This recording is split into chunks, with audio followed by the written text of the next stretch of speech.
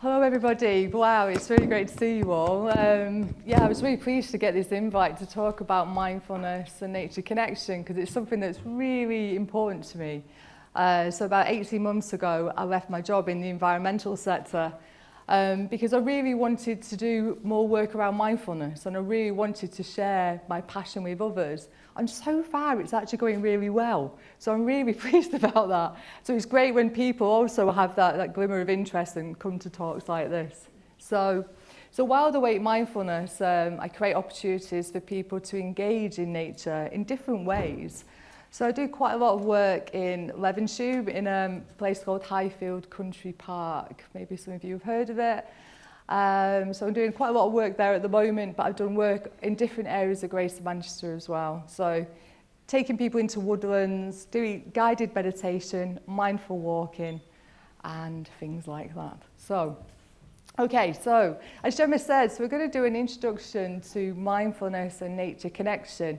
I look at how there's lots of similarity between both of them. So first of all, what is mindfulness? So if I say mindfulness, what do people think of? Maybe just shout out some things. Living in the present, yes, great. Focus. Brilliant, yes. Accepting who you are. Accepting who you are. Wonderful, these are great. Yeah, anything else? Breathing. Breathing is always important. Yes, and to be conscious of breathing. Yeah, fantastic. One more. Acknowledging thoughts, fantastic, yes, great. Because mindfulness has the word mind in it for a reason. So yeah, we acknowledge what's going on in our mind. So the definition is, which is a bit dry, I think, really, to be honest, but is paying attention, so the key word there is attention, in a particular way, on purpose, in the present moment without judgment. So for example, if I was being mindful in this moment, the first thing I would probably come into contact with is that my feet are on the floor. So I'd be very aware that actually in this present moment experience, my feet are on the floor. I acknowledge the fact that I'm stood here in front of you talking, and I have a slightly elevated heart rate because of that. I also feel like my throat is getting slightly dry as well. But I'm doing this without judgment. It's okay that this is happening within the experience. All I'm doing is just bringing mindfulness to what's happening in this moment. So underneath this, we do that by connecting to our thoughts, feelings, emotions, and bodily sensations. So I didn't mention thoughts because actually I will have lots of thoughts going on. But to catch a thought in the moment can be quite tricky. So that is what mindfulness is. There's two forms of mindfulness. So there's paying attention when engaged in everyday activities. So you've probably heard things around mindful walking, mindful eating, mindful washing up. And then the second form is what we call more around the formal practice of mindfulness, which is around meditation, so meditating. So actually having the intention to sit or lie down and focus attention on your experience as it unfolds in that moment. So you kind of have to do both to be mindful. Because what we'll see in the next slide is that actually quite often we're in this state. Does this look quite familiar?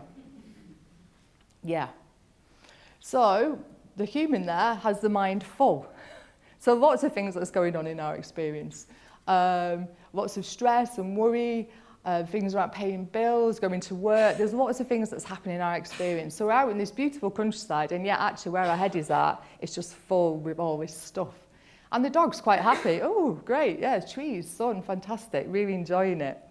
So what we're trying to cultivate is not to get rid of all this on the left, because we're human beings. You know, we live rich lives that are full of experience and stress. But we're trying to bring in a bit more of what the dog's experiencing there as well, a bit more of this balanced approach to actually connecting to what actually is in front of us, so the beauty of the trees and the sun. So it's good to talk about what mindfulness is not as well, because quite often we have an idea that it might be about switching off thoughts or zoning out. So when people come to mindfulness tasters that I do, if I say to them, what is mindfulness? People often said, yeah, it's about switching off my head, switching off my thoughts. And I think, oh, I'm really sorry, it's not. You're going to be really, really disappointed if you think all your mind's going to just shut down. We have over 50,000 thoughts a day, apparently. I don't know how somebody worked that out, but they did. So they're not going to stop in meditation. They're still going to be there. But it's the way we relate to our thoughts which is very different. Because quite often we believe what we think. So mindfulness comes into a different relationship of actually, okay, I'll question that. Do I really believe that? Or is it a bit more mind created? You're learning a skill for life as well. So it's not a quick fix. So it does take practice. And also, it's not just for hipsters and hippies. And it does have this kind of this shadow side to it, where mindfulness, thinking, oh, it's not for me, that's for those other folk there. But actually, big business are taking it really seriously as well. And it's not selfish or self-indulgent because it promotes connection. So, some benefits. I'll just go through these quickly, but there's mental and physical benefits. So quite often mindfulness is directly associated with reducing stress, and rightly so. Because through mindfulness we can better regulate our emotions, so reducing the levels of cortisol. So when we're in a really stressful state, our levels of cortisol can be really high, which actually is not good for us long term. So we have adrenaline and cortisol that course through our bodies, and actually in the long term cause lots of health conditions. Mindfulness could also reduce anxiety and worry because we're living in the now. So someone said before, we're being in the now. So when we're in the now, right here, right now, in this moment, all I know is what's happening now. So quite often our mind will go back and forward all the time. It'll go to the past and start worrying about what's happened in the past, or it'll go to the future and start speculating about things that haven't even happened. So if we can be in the now, we worry less, which is great. And it reduces reoccurrence of depression as well, and this is backed by the NICE guidelines, the National Institute of Clinical Excellence, a big advocate of mindfulness for depression. And it improves sleep, concentration, and lowers blood pressure and heart rate. So all good so far. And then also general well-being. Promotes connection is a really big thing as well, to ourselves and others. Because quite often we can feel quite isolated from ourselves. Maybe sometimes we don't particularly like ourselves. So when we come into mindfulness, we can actually acknowledge what's going on and we can actually help ourselves move through difficult situations. Because it creates empathy. And when we can connect to how we feel and how others feel, then we can be more empathic. Increases life satisfaction and contentment, and able to hold difficult experiences in a bigger container. Because quite often when we're in a difficult experience, our head gets so tunneled that all we can see is kind of here. It's quite a narrow focus. What mindfulness does when we're in meditation or being mindful every day is like we have this bigger container. We can hold all this experience in a slightly bigger way than we would have done before. Which doesn't mean to say that it doesn't still hurt or it isn't still difficult, but it's not overwhelming. Because what quite often happens when we experience difficult situations is we go into overwhelm. And it improves emotional resilience, so general improvement of life's ups and downs. Okay, so imagine combining these benefits with the benefits of connecting with nature. So this is the one in the area I was really interested in. Being brought up in a family who loved going out into nature in all weathers, torrential rain with a caravan, and the old waterproofs you used to wear, we used to sweat inside because they weren't really that waterproof. But I've always been fascinated by how I felt in nature. So we all will have felt that, every one of us, having that kind of connection into nature that feels slightly special or something slightly different about it. So what we're going to do a little practice. I'm going to read you in a practice. So I'm just going to get a chair. So what I'd like you to do is sit with your feet flat on the floor, if that's possible to do so. And straight back, and then just hands resting in your lap.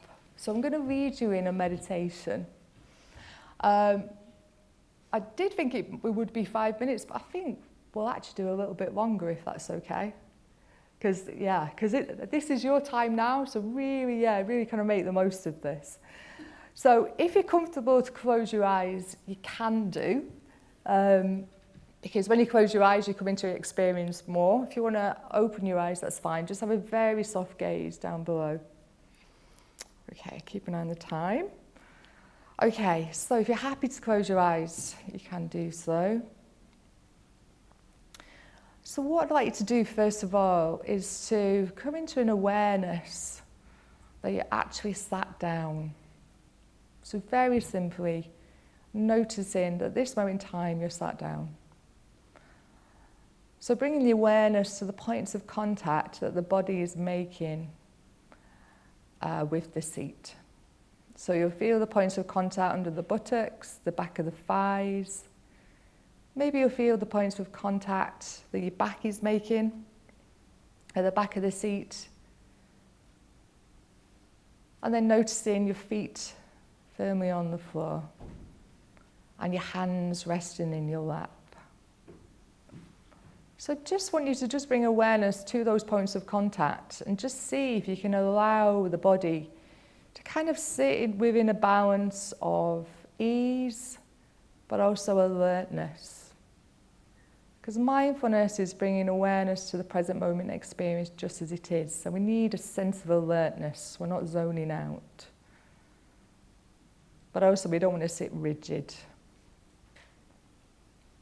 So just noticing, are there any points of tension, any holding on, and just softening around those areas. Maybe saying to yourself, acknowledging, there's nowhere to be at this moment in time. There's nowhere to go. We can just be here now, just as we are, as best we can. And allow ourselves to really be present. And then coming into contact with the breath. So we use the breath a lot in meditation, because it's an anchor point, a point where we could focus our awareness in the now. So just connecting to the breath, however it's showing up for you in the moment. So you might feel the breath in your chest or your belly. Or you might feel the breath in your nostrils or your mouth, back of the throat. So just connecting with the breath as it's showing up for you. So we're not trying to change it or make it do anything different. Just acknowledging the breath is present. I'm just noticing what it feels like to connect to the breath, to know the breath is there.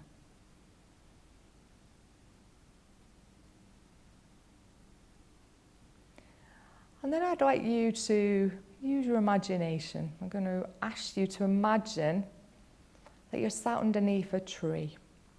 So go with the first tree that comes to mind and trust that there won't be a perfect tree, so you don't need to scan through your memory banks for the perfect tree. Just go with whatever tree comes to mind and place yourself very gently underneath the tree. And just having a sense of where you are in relation to this tree.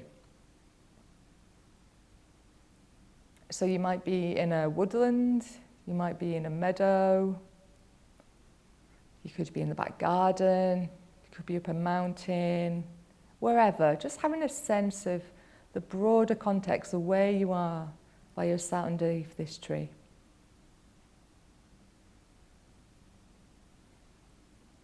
And then bringing awareness as you did before to sitting down on the seat here. Have a sense of your seated position under the tree. So maybe you're sat on the ground, sat on the earth. Maybe you're sat on a bench or a chair or a blanket. So just having that sense of really being grounded within the body, sat under the tree.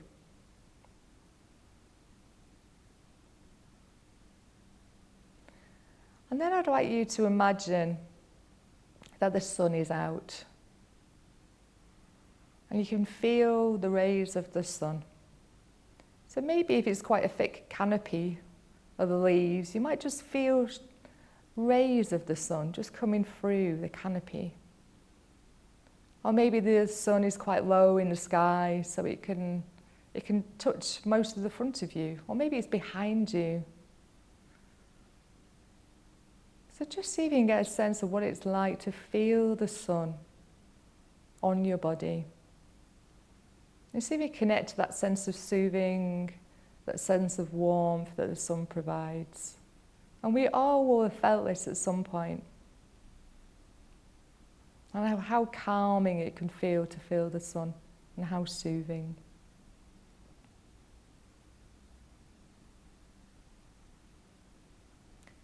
And then I'd like you to come into awareness of maybe what it smells like where you are. So you're sat in this beautiful spot underneath this tree. Maybe having a sense of what it smells like, what's around you, what the smells. So what we're doing is just getting a sense. It doesn't have to be accurate, and it won't be accurate because we can't directly smell it. But we will have a sense of what it smells like to be in nature, what the scent is around us.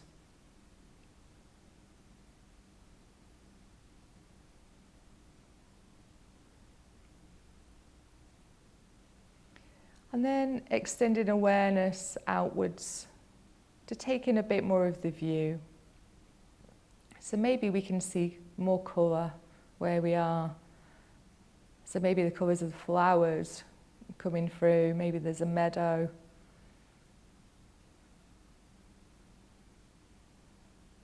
Maybe there's all flowers of all shapes and sizes and colours coming through. Just acknowledging that, notice what it feels like to have a sense of colour.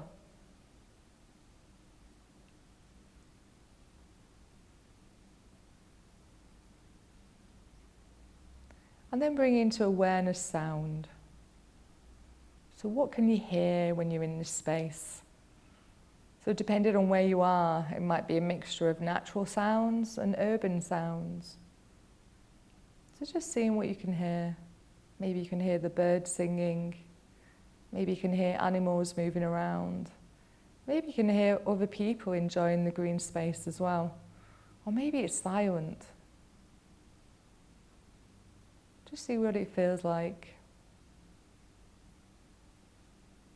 To acknowledge that there might be sound present or there might be silence. It's a different kind of sound.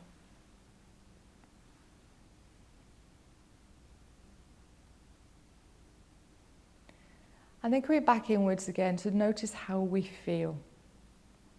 So mindfulness is about bringing awareness to how we feel, how we're doing at the moment, what is connecting to this experience felt like.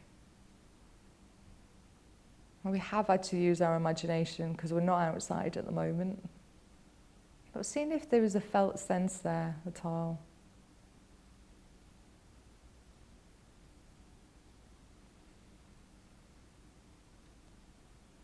And then coming back into the breath, coming into contact with the breath. And just seeing where the breath shows up for you at the moment.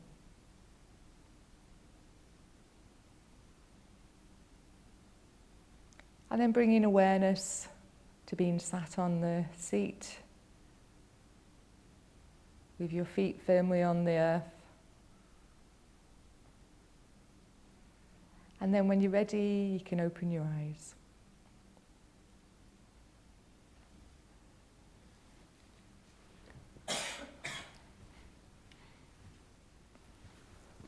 Okay. So, obviously we're indoors with that, so I did actually ask you to use your imagination. But yeah, I am interested if anybody, what people's experiences of that was. Could you come into contact with a felt sense of what it feels like to be connected in nature?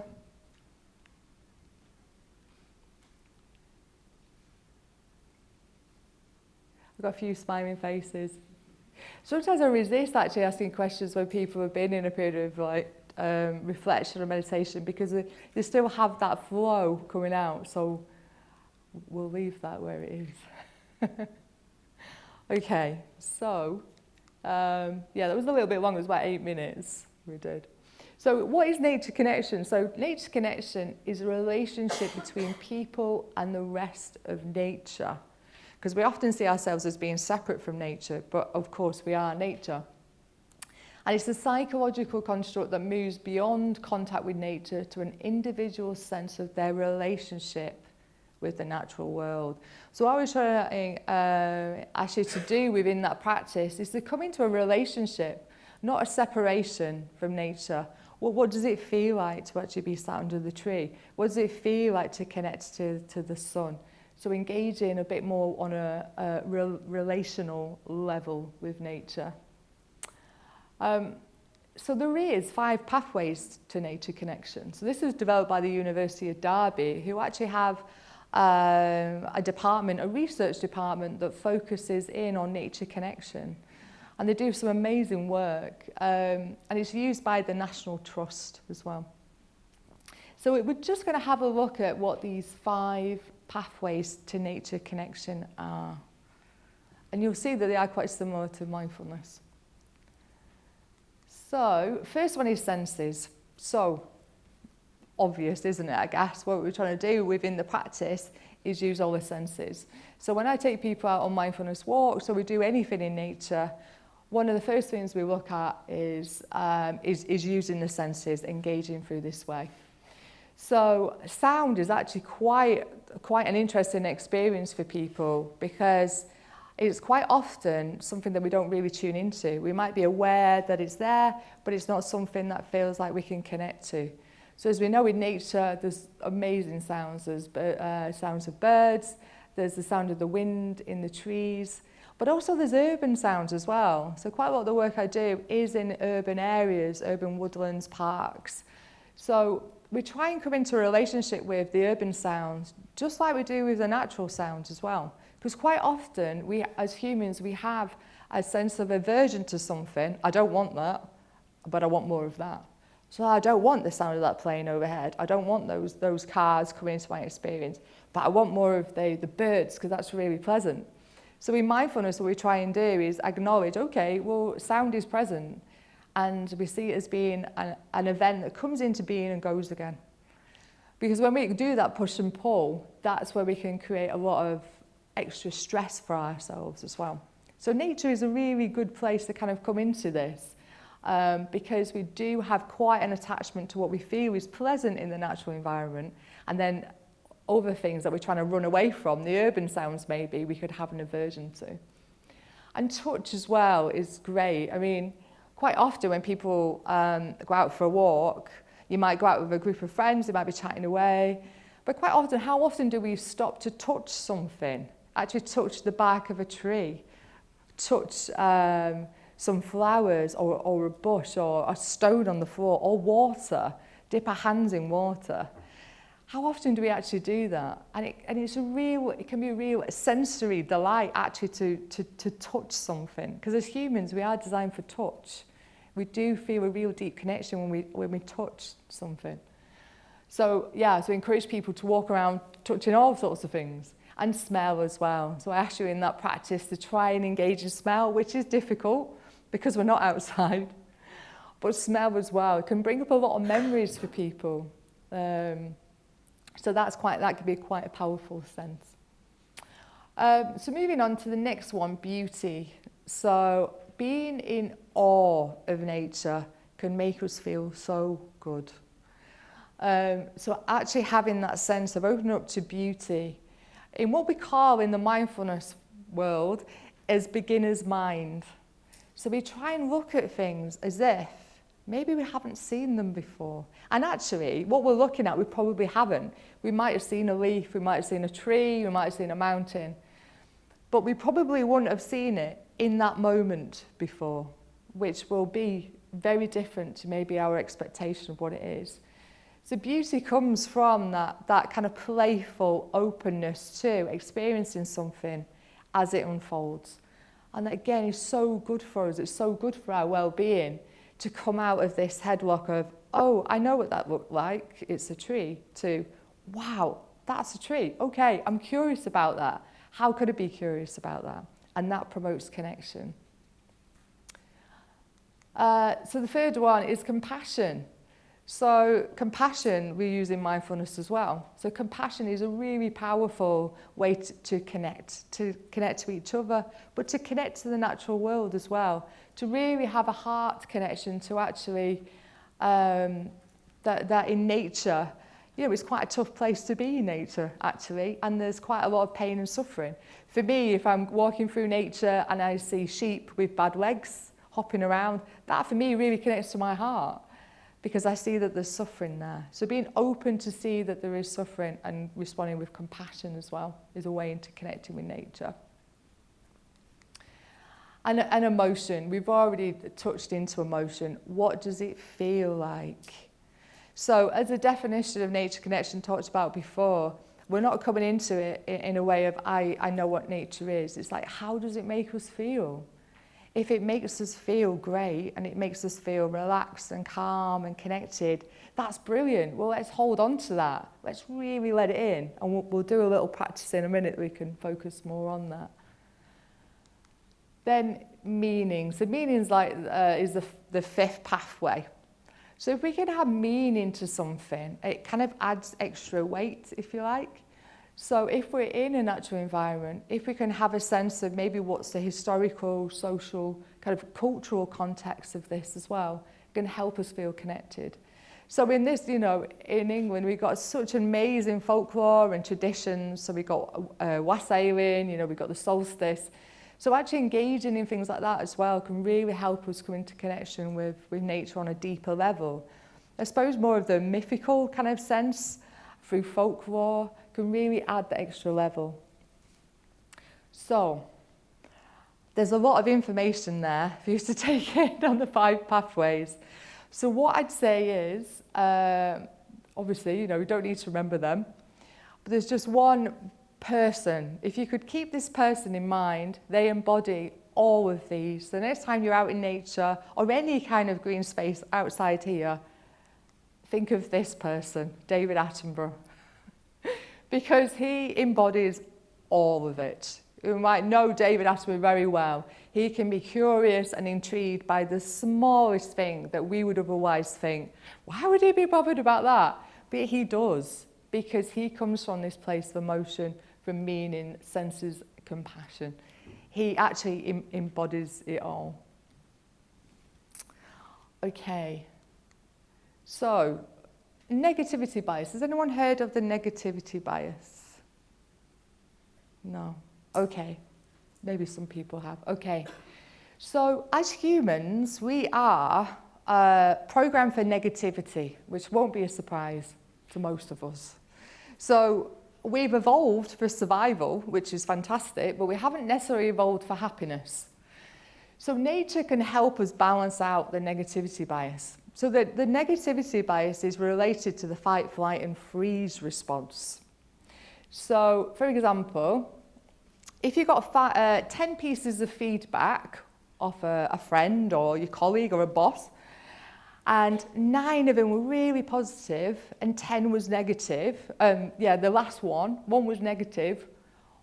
What would you focus on? The negative. Because we do, don't we? The 9 bits of good positive feedback are good to know. Yeah, fantastic, they're good to know. But it's something in that negative that we really need to pay attention to. Because actually, there's a risk to us. There's something in that feels like a threat. So the fight, flight, and freeze system kicks in, that we need to respond to it. So, a bit like this picture here.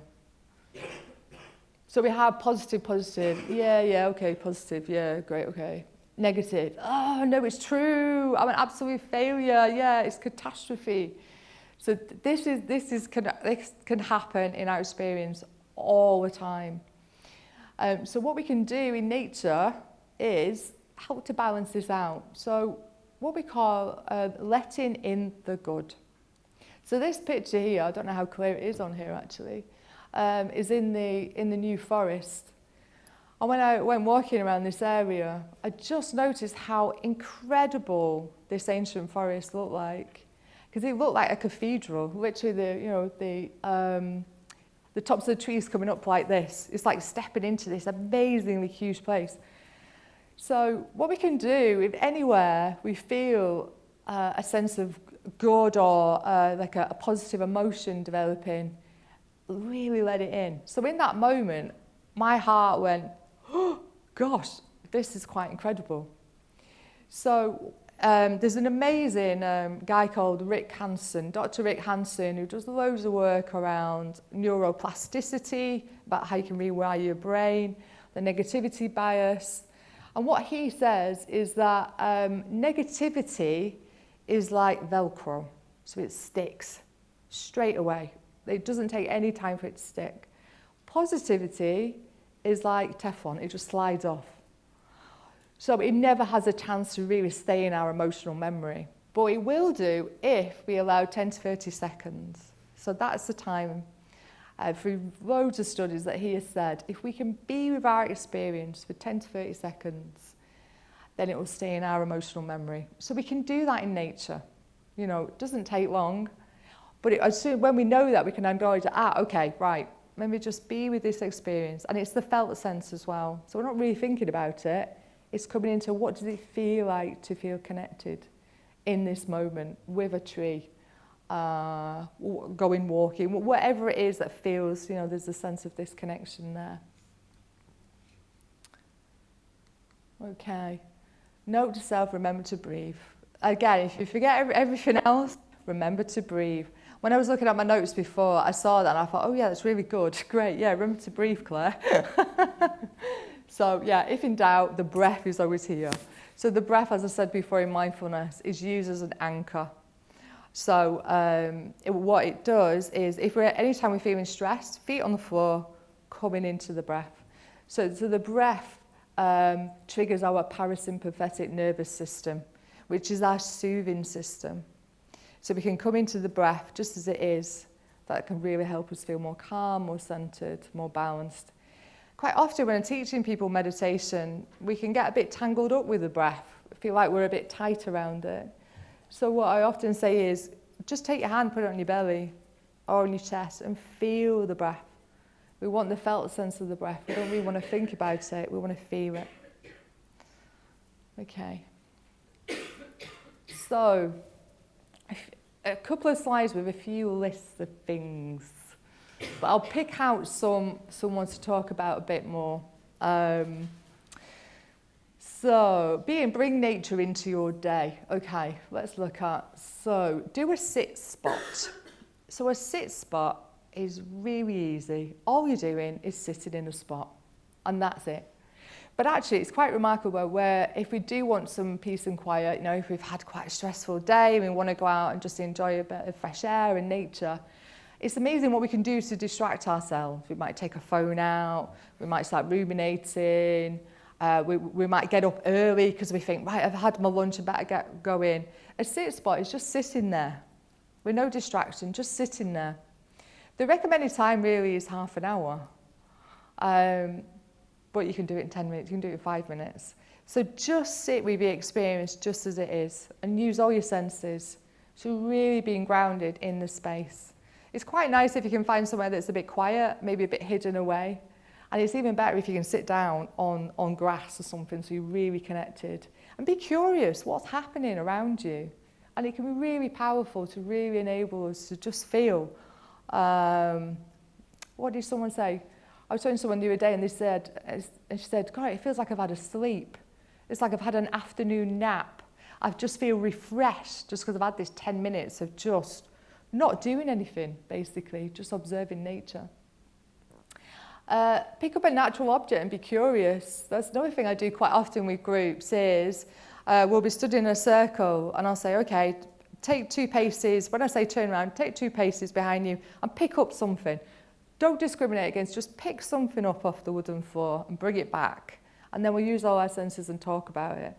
People get to the point, you know, it could be a rock, it could be a feather, it could be a twig, it doesn't matter. People have to get to the point where they've been so connected to it, they want to take it home. So they'll put it in the pocket and think, oh, this is my object, this is great. Because again, it's bringing in that curiosity, breaking down the beginner's mind that we think we know everything. Because actually there's a lot of responsibility to think we know everything. And maybe it's good to let go and actually we don't. Let's just appreciate things for what they are. So it could be just pick something up and just focus in on it. Lie down on the grass and get a different perspective. As I said before, quite often our lives are this narrow, you know, especially if we're screen-based, we're phone-based, our kind of like view is very here. Lying down on the grass, or even just looking up at the sky can open up our awareness, give her a bigger perspective. Bring colleagues together and play a game. I didn't know what you'd think of that, but I thought I'd keep it in anyway. Game is play, As adults, we can get so serious, me included. We get so particular, you know, oh, it has to be a particular way. Well, let's just play, you know, we can use nature to play in. You know, really have that sense of being outside and enjoying spaces. And so one thing here I'm going to point out, do a bit of a plug, come to the Whitworth. So I've been doing sessions at the Whitworth once a month in the little secret orchard garden that's kind of near the Parkside entrance. So if you go on the Whitworth website, it's part of the Natural and Cultural Health Service. I can't remember when the next one is, sorry. But it's in a couple of weeks anyway. So it's once a month. So that's after work as well. It's 5:30 to 6:30. And then remember the 5 ways to nature connection, or just remember David Attenborough. Very quickly, last slide. So be consciously present. That can really help us feel more mindful. Little moments of mindfulness add up. So drinking a cup of tea mindfully, using the photocopier, all add up. Do short meditations. So you can do a meditation anywhere. You can do it on the loo. People say, I haven't got time to meditate. I said, well, you know, there's always time. So there's always a few minutes somewhere. Or what I used to do as well, before an important phone call. So if I had a sense, okay, I need to be really focused in this meeting, I'd just go and have a bit of time out, a few minutes, and then, okay, the phone call would be so different, you know, or the meeting would be so different because I've just done a bit of time to prepare myself, really. Be a single tasker. We can't multitask. The brain can't cope. We think it can and we think we're being efficient, but actually we're more efficient, and there's loads of studies around this, we're more efficient if we put our energy into one thing. Because what tends to happen is when we've got the laptop open, we're doing emails, we're doing reports, we're doing phone calls, we're looking at our diary, blah, blah, blah, everything else, the brain goes back and forth like that. The brain prefers it if we do one thing at a time, and we're more likely to do it well. And that is mindfulness as well, bringing attention to what's there. Gratitude. So gratitude is another really powerful way into mindfulness, and it counters the negativity bias. Quite often people have a gratitude diary. So, you know, before you go to bed at night, just write down a few things that you're grateful for. And it can really open up a real different world of perspective of actually, you know, there's some really good stuff that's happening in my life, because where we tend to go is the negative. So gratitude's really powerful. I really would recommend that.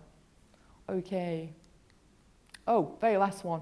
Do something good just for you. Now you might not be able to see this very well, but if you Google it, if you put 50 ways to take a break in, I do freelance work for Manchester Mind, and as trainers we use this a lot. It's really popular, and there's a lot of stuff that you can do in here that is based in nature as well. Okay. So that's it. So I think maybe 1 or 2 minutes for questions if anybody does. Otherwise, I'll say thank you. Okay, great. Thank you very much for your time. Thank you.